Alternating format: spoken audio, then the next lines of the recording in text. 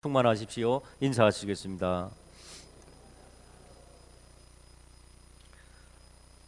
어제에 이어서 오늘도 고린도 전서 1장 계속해서 나누겠습니다.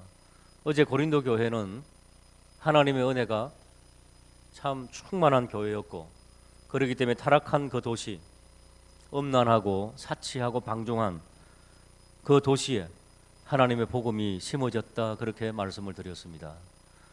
그리고 하나님께서 강력한 은혜를 주시려고 그들에게 은사를 주셨다. 그래서 우리가 잘 알지 못하는 방언들, 그리고 방언을 통역하는 것들, 이런 것들이 그 고린도 교회에는 많았던 것 같습니다. 그리고 워낙 그 당시 철학자들이 많았죠. 고린도 지방이나 헬라, 로마, 소피스트들, 그 우리가 잘 아는 플라톤, 아리스토텔레스, 소크라테스, 이런 사람들이 다 그 전통들이 다 그 있는 거예요. 그 지역에. 그렇기 때문에 말을 엄청나게 잘합니다. 수사학들. 그러니까 고린도 교회 안에도 그런 문화적인 철학적인 영향을 받아가지고 예수 그리스도의 복음을 받으면서 굉장히 철학적으로 논리적으로 펼쳐나가는 그런 어떤 모습들이 있었지요. 참 좋은 거죠. 자기가 가지고 있는 전공을 가지고 복음을 풀어낼 수 있다는 것, 이거 굉장히 중요합니다. 수학자는 수학자대로, 또 주부는 주부대로, 또 사업하시는 사람들은 사업하시는 사람대로 다 그렇게 복음을 풀 수 있다는 거죠. 그런 역사가 좀 일어나기를 주님의 이름으로 축복합니다. 그러니까 고린도 교회 안에는 너무 좋은, 구슬로 따지면 구슬들이 있죠. 옥들이 너무 많았습니다. 그런데 오늘 사도 바울 선생님이 10절에 뭐라고 말합니까? 형제들아, 우리 주 예수 그리스도의 이름으로 너희를 권한다. 이건 정색한 거죠. 정색하면서 예수님 그리스도의 이름으로 너희들을 권하는데 같은 말이 너희에게 필요하다. 너희 가운데 분쟁이 있구나. 그리고 같은 마음과 같은 뜻으로 온전히 합하라. 그러니까 그 속에 서로 하나 되는 마음이 없다는 것을 알게 된 거지요.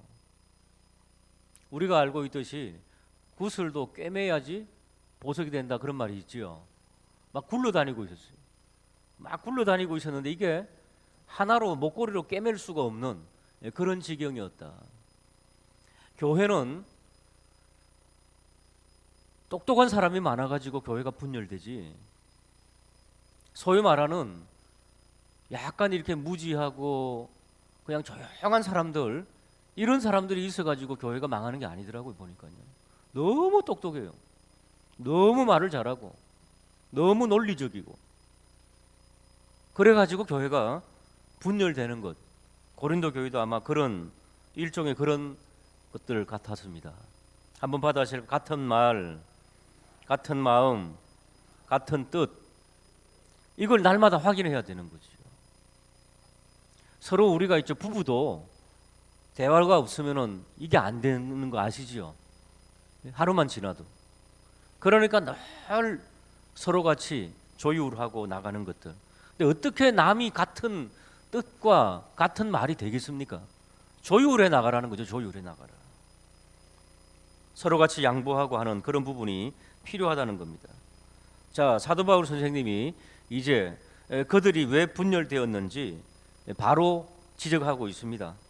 12절에 보니까 내가 이것을 말하거니와 너희가 각각 이르되, 각각 다른 마음을 품었구나. 나는 바울에게, 나는 아볼로에게, 나는 게바에게, 나는 그리스도에게. 그러니까 고린도 교회는 크게 몇 파가 나누어져 있었습니까? 예, 네 파가 나누어져 있어요. 네 파, 그렇죠? 나는 바울에게 속한 사람들은 주로 어떤 사람들이겠습니까? 바울이 고린도 교회 전도 여행 2차에 하면서 설립했습니다. 그러니까 설립자를 추종하는 것, 그거 당연하지요. 교회 안에도 있죠. 교회가 역사가 막 한 100년 정도 된 교회 보면은 자기들이 주류라고 하는 사람들이 있습니다. 그래가지고 그 주류 속에 못 들어가고 늘 맴돌다가 싸우다가 나가다가 하는 그런 교회들이 엄청나게 많습니다. 왜냐하면은 그 설립자의 후손들, 존중해야 되지만 그게 필요합니까? 그러니까 바울파는 주로 설립자에 대한 어떤 그 감정을 가지고 좋은 생각을 가지고 의리파죠, 의리파. 그리고 또 바울은 이 글로서 있죠. 바울은 서신이 엄청나게 많지 않습니까? 이 편지가. 그리고 바울은 이 편지를 읽으면 굉장히 이 파워가 있습니다. 로마서라든지 갈라디아서라든지 이런 데 보면은 그 글을 읽으면서 엄청난 파워가 막 이렇게 느껴집니다. 그러니까 이 대가라 그러지 않습니까? 그런데 사람들이 뭐라고 그를 정평했는가? 새벽이지만 한번 찾아볼까요? 고린도후서 10장 10절. 고린도후서는 고린도전서 뒤쪽으로 넘어가면은 고린도후서 10장 10절.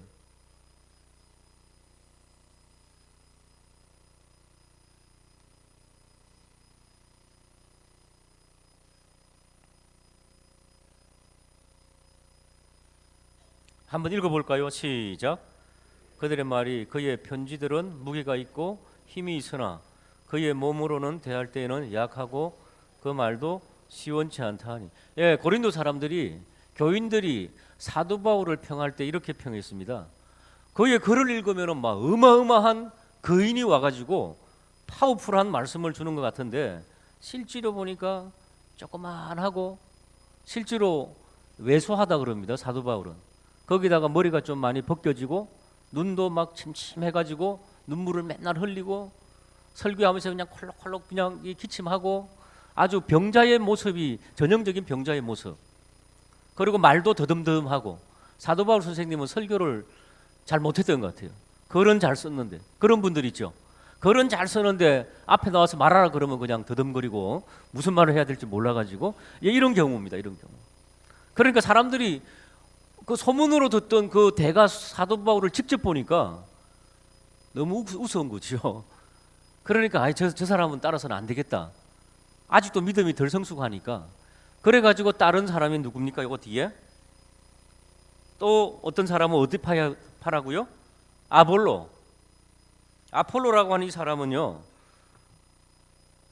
저 알렉산드리아 그 아프리카 북부 거기에서 예수 믿게 된, 그런데 거기에서 이 수사학을 공부하고 웅변수를 공부했던 그런 전적이 있는 사람 아닙니까? 그래가지고 얼마나 말을 잘하는지. 그러니까 사도 바울은 말로 배워서 대로 써먹고 아볼로는 대로 배워갖고 말로 써먹는 그런 사람이죠. 우리 속담에 의하면은 말을 얼마나 잘하는지 사람들이 거기 매료돼가지고 그 설교만 하면은 거기에 쫙 빠져들어가지고 그 파가 생겼다는 거죠. 그 아볼로파. 그러니까 또 어떤 부류는 사도 바울은 사실은 사도가 아니지요. 이렇게 이제 하는 거지요. 예수님의 12제자가 아니지 않습니까? 그 사도성이 없고 이러면서, 그리고 아볼로는 또 뭐 별로 복음에 대한 깊이가 없고 말은 잘하는데 그래도 개바 베드로지, 그래도 우직한 고니파, 그래도 예수님의 수제자 거기 정통이지. 그러면서 그걸 따르는 거지요. 그런 파가 또 하나 생겼고, 그리고 나머지 이제 분들은 그리스도파. 그리스도파 하니까 참 듣기 좋죠. 예? 나는 예수만 믿는다 이렇게 말하는데 이 사람들은요, 나는 예수님과 니들하고 달라. 예수님과 나는 특별한 관계가 있어. 한번 따라할까요? 신비주의자. 예, 여기에서 말하는 그리스도파는 예수님만 따른다는 게 아니고요. 여러분 그런 분들 있죠. 내가 기도해야만이 역사가 일어나고 너는 가짜고, 이런 사람들이 있습니다. 주로 기도원 파들이, 그런 파들이 많이 있죠. 내가 영통해야 되고 나만이 하나님을 경험하고, 아니지 않습니까? 신비파들입니다. 신비파. 그래갖고 이렇게 찢어져 가지고, 그러니까 우리가 분명히 알아야 되는 것은 고린도 교회 안에는 하나님의 은혜가 정말 많았습니다. 은사도 많았습니다. 방언도 했습니다. 통역도 했습니다. 예언도 했습니다.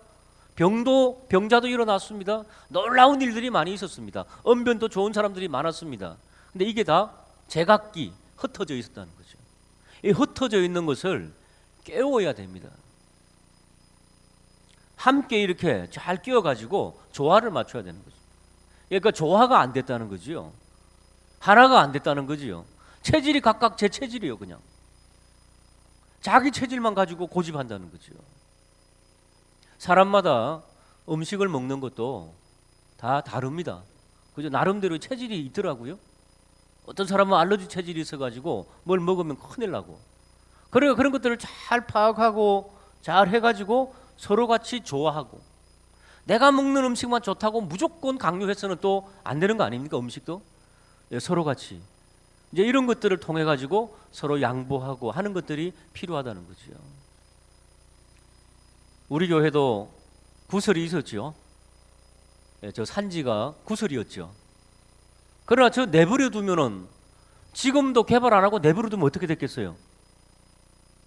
그냥 그대로 남아 있는 거예요. 그대로 냄새 나고 거기 그 우리 그 목장 때문에 그 다음에 그 묘지는 그대로 그냥 막 제가 가본 교회 묘지 중에서는 굉장히 이 고도가 이 경사가 너무 해가지고 저 올라가면서 굴러 떨어지면 죽겠더라니까요. 아시죠?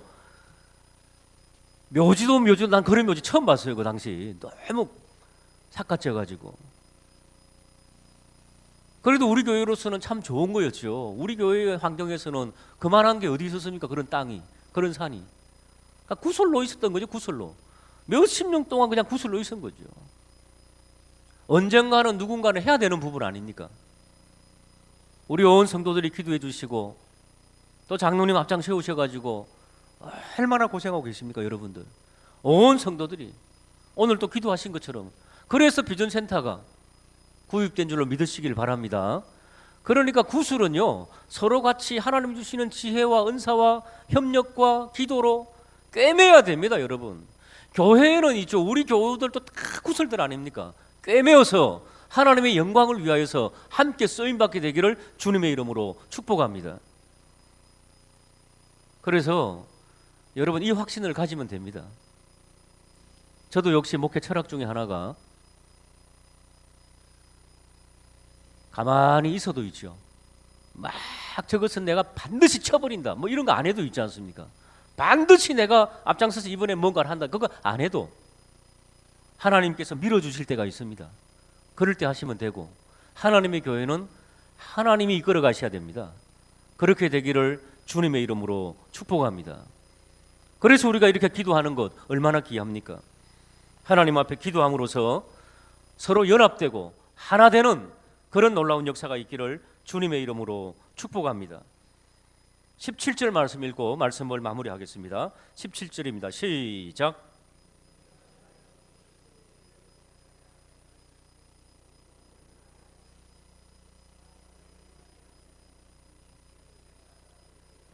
한번 받으실까요? 오직 복음, 오직 복음.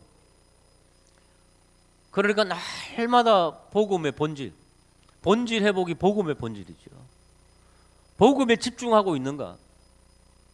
그러니까 오늘 하루도 직장에서나 어떠한 일을 하든지 물어보면 되잖아요.